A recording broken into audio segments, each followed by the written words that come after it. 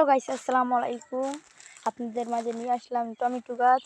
Tomato গাছে লাগিয়েছি 2-3 মাস হয়েছে।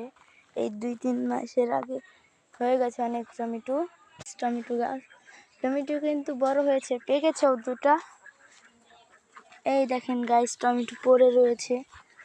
গাইস, টমেটোগুলা পড়ে যাচ্ছে। এখন আরও টমেটো আছে এদিক দিয়ে। এই যে আরেকটা পাকছে, আর এই জায়গায় আরও গাছ আছে। এই যে তারপর এই যে ছোট ছোট গাছ, এই যে মরিচ গাছ আছে। মরিচ গাছে মরিচ, এই যে মরিচ গাছে মরিচ ধরেছে গাইস। মরিচ গাছে মরিচ ধরেছে। তারপরে এই যে আরও মানে বিভিন্ন রকমের গাছ আছে। আমাদের ফুল গাছের বাগান আছে। আমরা বেচি ফুল গাছ, মানে চারা বানিয়ে বেচি।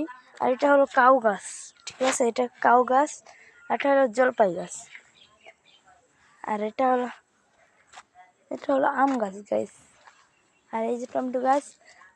আসসালামু আলাইকুম গাইস, আমাদের ভিডিও এই জায়গায় শেষ।